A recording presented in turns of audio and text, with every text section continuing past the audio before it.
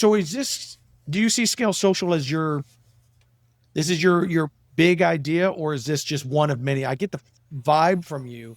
You got serial entrepreneur written all over you. Yeah, I really enjoyed the process of like solving problems. And I think working on Scale Social was the first time I had to do that in the driver's seat. I've Mm-hmm. been a part of early stage startups before, and I think back to my time at Prenetics, where I just had this really demanding CEO I was working for. His name is Danny. He now runs the same company, but he's managed to launch the fastest growing supplement brand in the world. Wow. Yeah, he's done many things. And at that point in time, I was thinking, oh my gosh, what a hard CEO to work for. And there were a lot of feelings being hurt. I was much younger and Sure. couldn't understand it until working on Scale Social. You look at your burn, you look at your expenses, you look at everything that's a part of the business, and suddenly everything started to make sense. Mm-hmm. And so I enjoyed that. I especially enjoyed the notion of always sort of running experiments. And this is like the bit of a biomedical engineer in me. It's like, oh, it's like the scientific method all over again. You learn it in elementary school, you forget it as an adult. So I'm sort of going back to that every single day.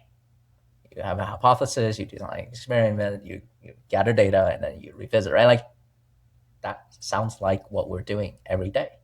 It's pretty cool. So as I mentioned early on in the show, right now everyone's talking about Scale Social, which has got to be a blast. If you were to back up and someone asked you, "Hey, I'd like to recreate what you're doing." Do you have any major moments that says, "Hey, this is what I've captured"? Like, what did you do that captured the mind? I mean, it could be as simple as, "Well, we've been successful."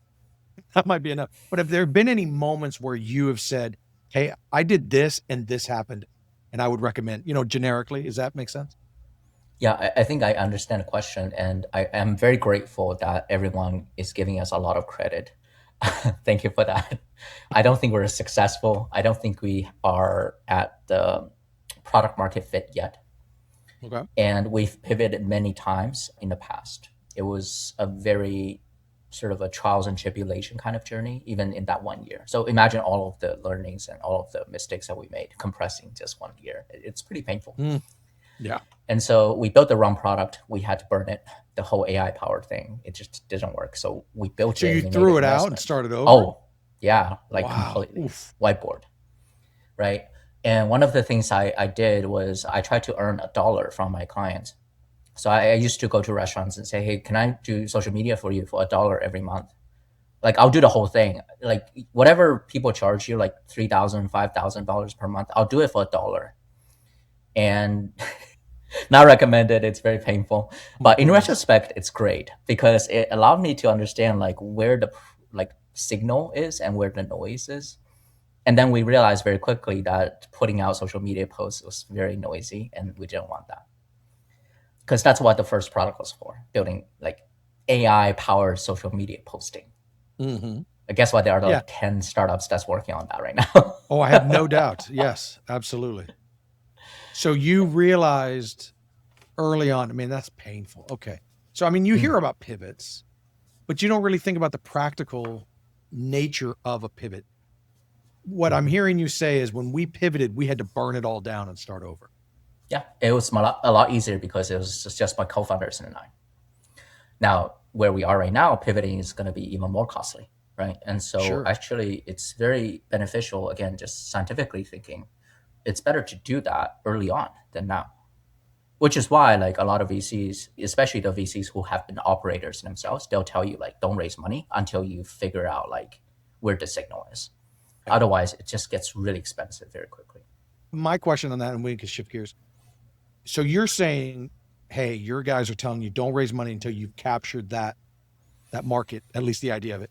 So does that scare you? Because you have taken money now, but you still don't feel like you had product market fit. That Mhm. sounds to me like somewhere deep in your heart, you know that a full burn down pivot is still possible. Is that, or do you feel like Mm. you've solved it and that you don't feel like you're past that stage and that's why you took money? Mm. Or is that still, hey guys, I'm sorry, thanks for your money, but we got to burn this down because we got a better idea. And It's that's a a horrible way of saying it. We've learned and we're going to improve. It's a great question because finding that signal and eliminating the noise, again, in that theme is not cut and dry, right? Like it's not Mhm. black and white. And so like what we're able to prove so far is people, one, identify that there's a problem. Two, people are willing to give us like a six-figure check Yeah, to make real that money. problem go away. And so we're like, okay, there's something there. Then it's a matter of, okay, well, can this thing repeat? Can we build a system that allows this to repeat? Let's say I get hit by a bus tomorrow. Can the company continue to do what it does? Which means I need to have a system in place without Runbin. And then what does that look like financially if the answer is yes on those regards, right? And so it's just another experiment, but in a slightly different fashion. And then there's a secondary question around are these the right channels? Like a lot of our early business came in because they saw us through a podcast like this, Hmm. or they came referred by friends and family or other business owners. And those are incredibly powerful.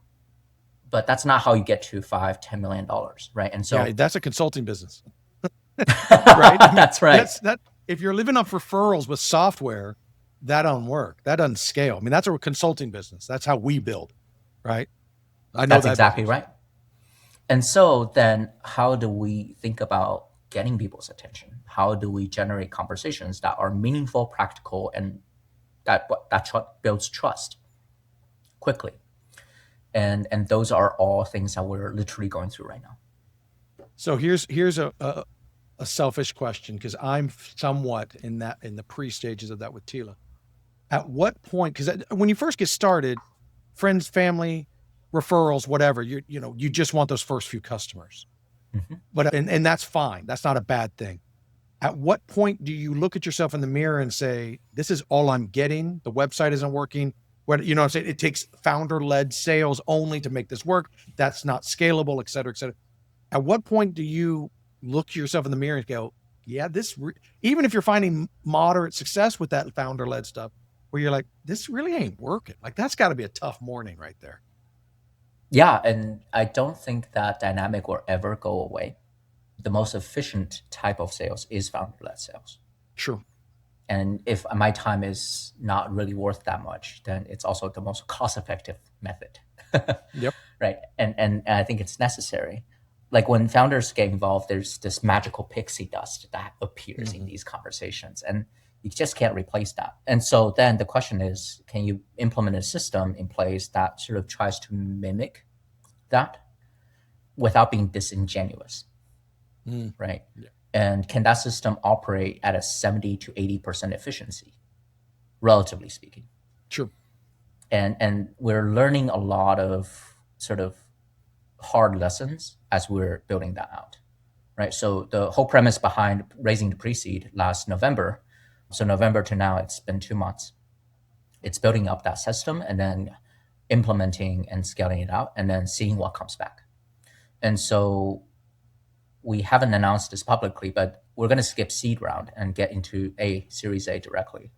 And part of that conversation, involves building a proper system that just scales.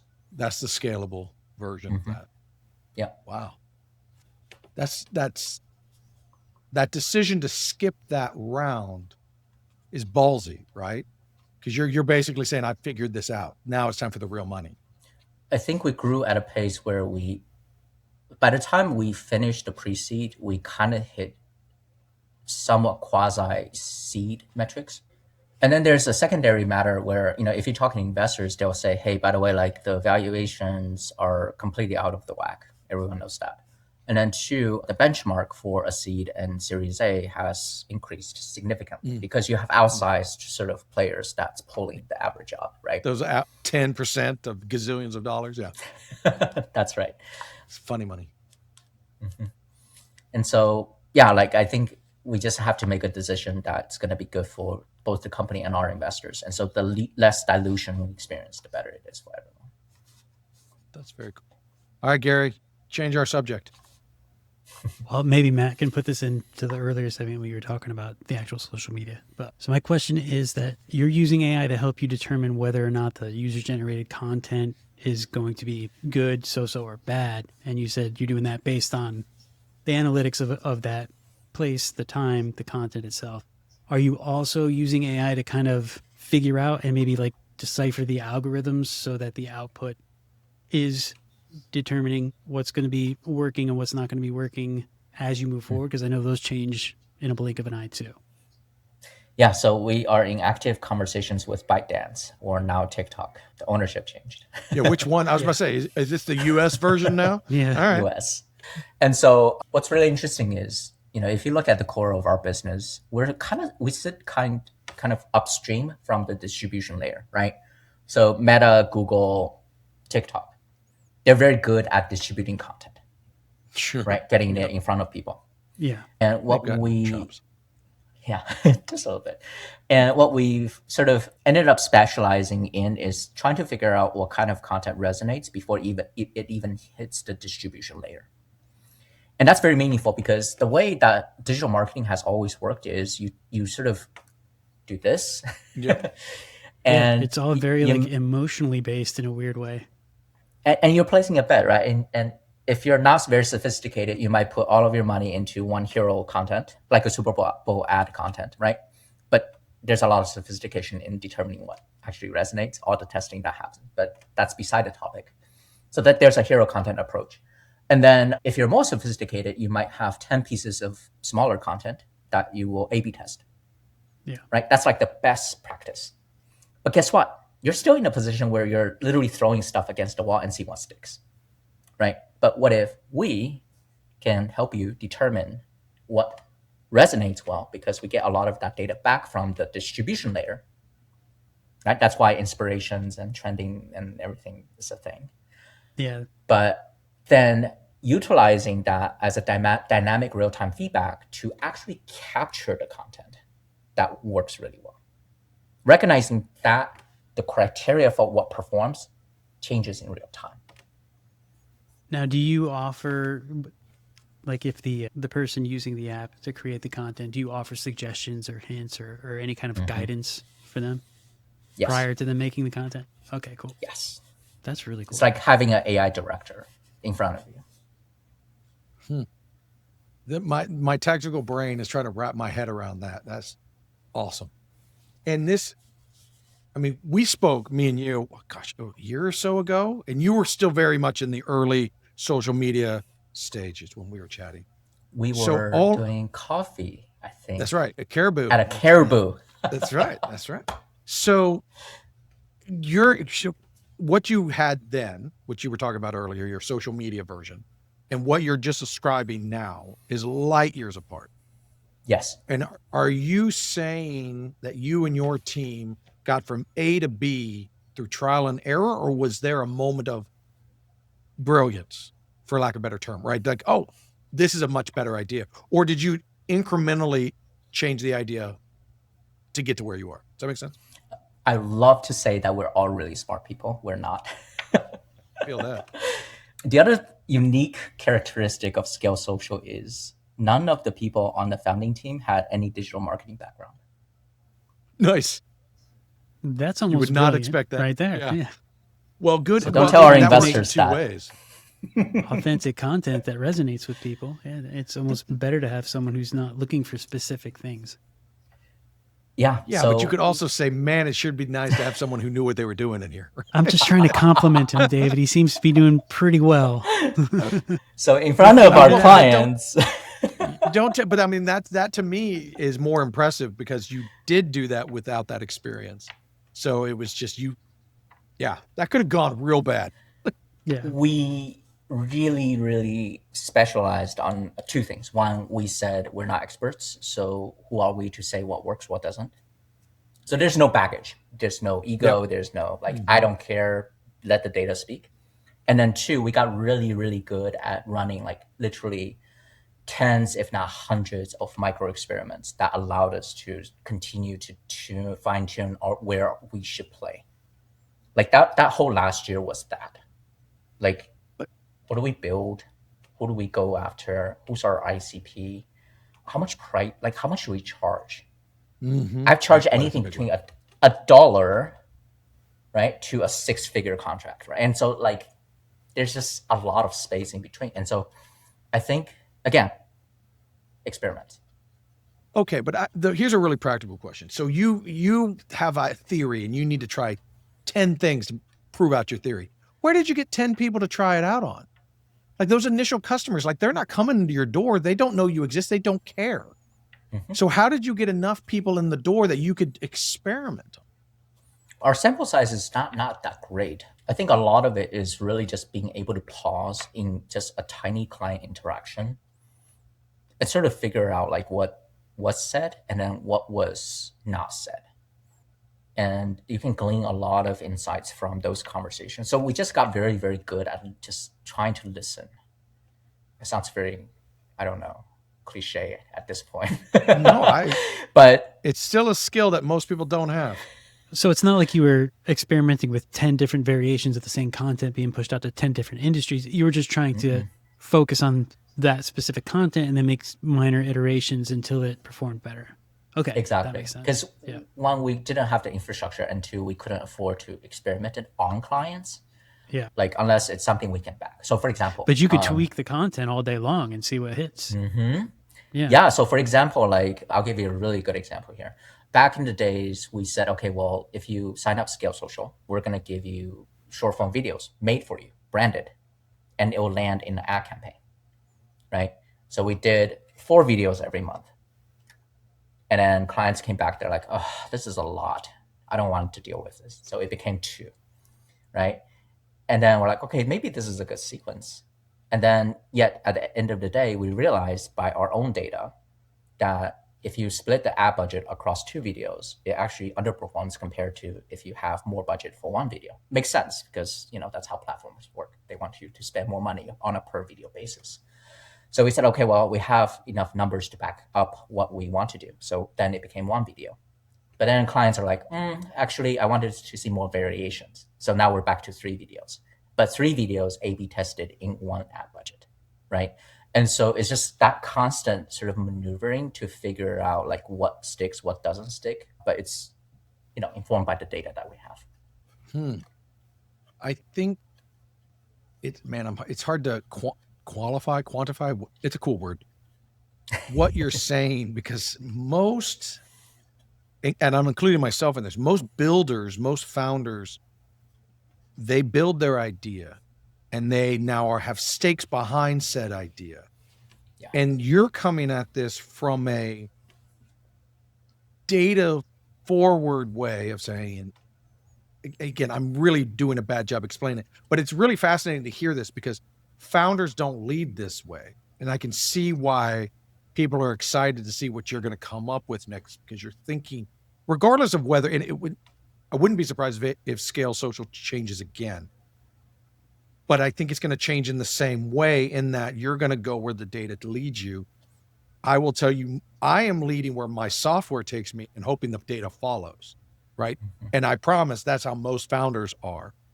And it doesn't sound nearly as cool as your way. Well, Yeah, you sound I'm not like sure a mad about scientist. that.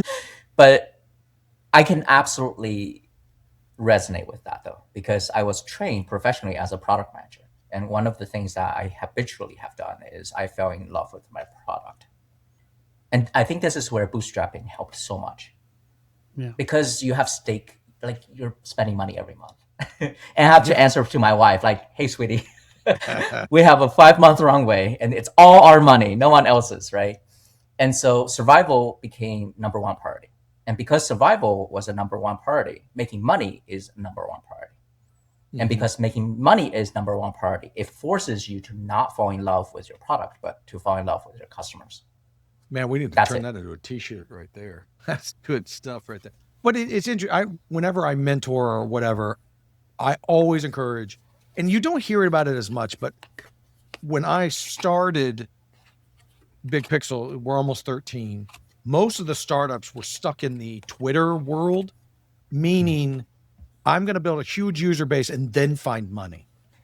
You don't find that as much, but it's still there, where I encourage everybody, you need to go to money, revenue fast. People, it doesn't, if you've raised money, great. There's no one gets mad if they gave you money that you're making revenue. But you've got to make sure you have a way, because if a lot of people just skip that. I have this cool idea and I want to see if this idea is any good. Not does it make money? And I know that sounds so lame, but dude, money is important, right? That's a great your signal. oxygen. Yeah, and it telegraphs whether someone really wants it. That's why we did $1, right? Like it's painful enough for someone to have to fork over a credit card. Yes, it's just get the plastic out. That's right. Chip Kennedy, who was on our podcast a long time ago, I guess a while ago, he is running a startup, and I love Chip. Everyone loves Chip because he's just so nice. But he told me flat out, he goes, "Can I give you some unsolicited advice?" I was like, "Sure, of course you can." He goes, "Charge money as soon as you can." And I go, "What?" He goes, "You need feedback more than you need the money. But the feedback you get when they give you money is 1,000 times better." And I can tell you, great advice. It is. I can tell you, we've given our product away up to this point for free, and people just don't care. They will use it when they think about it, but they have no skin in the game. They don't. Yeah. They're lovely people, and I love all my pilots. Please don't get me wrong, but it's an after effect. Why? Because they have no skin in the game. Even $1 matters because they had to go through the rigmarole of pulling it out and swiping it and trusting you, right? That you're not going to screw them over even for that $1. It matters, man. It matters. That one has really stuck with me very, very much so. Yeah. And after Stripe processing fees, I think you keep 30 cents, but that's still pretty good. Yeah, that's true. I have seen on that same note, I can't tell you how many startups we've worked with and advised that did not realize that Apple took 30%. Oh gosh. Yeah. And when they do, and that's not, especially, and this sounds bad. What happened? They're typically older than younger, because younger people are digital natives, right? But if you're a 40-plus-year-old founder for the first time, you don't realize that. And they're saying, well, we're going to charge our guys $5, and that's going to be, and we've done the math, and blah, blah, blah. And then you realize, dude, hold up, 30% just vanished because you're a digital product. And they're like, what? And they're like, yeah, your entire thing just fell apart. And suddenly, yeah. So if you don't know that, they take 30%. It's a big deal. So to wrap this up, out of your experience building this, what would you say are your top 3 pieces of advice that you would give to a new startup or a new builder? I think we covered some of those. I'm sure we did. Yeah. So top advice, build something. Even if you don't have a product, do the job first. So my $1 thing, that was all Runbin manually on Google Meta Business Suite and Google whatever, and Canva. Nice. Yes. Right? So I was the AI behind the scenes, and it turns out most of your clients don't care whether it's AI or not. They just want something to go away, and are they willing to pay $1? The reason for that, I'm a huge believer for first do things that don't scale, because you can build a system without really knowing the intimate details of what you're actually looking for. And so because you manually go through the motion of actually solving the problem, you have a very, very clear idea of what the pain point really is, right? So I actually think there's a tremendous amount of hubris for people to think that they know what the problem is until you actually do the job.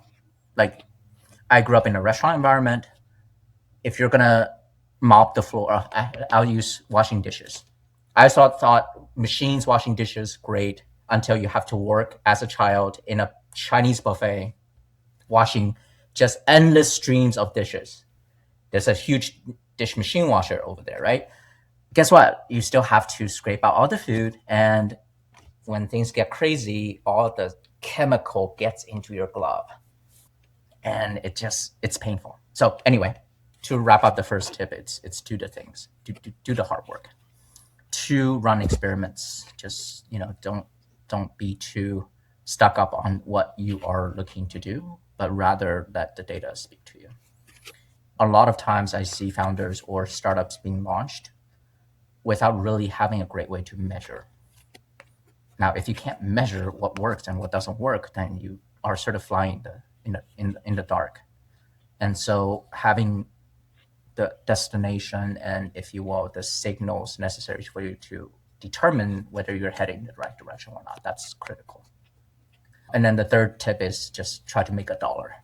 because it's a lot easier to then convince someone to pay $10 from that $1 basis than trying to get someone to pay you $10 when they started with $0. So let me challenge that one just for a second. I have always been told it's really hard to raise prices, and you're kind of saying the opposite. Hey, it's now $10. You did pay $1. You haven't found any fight against that?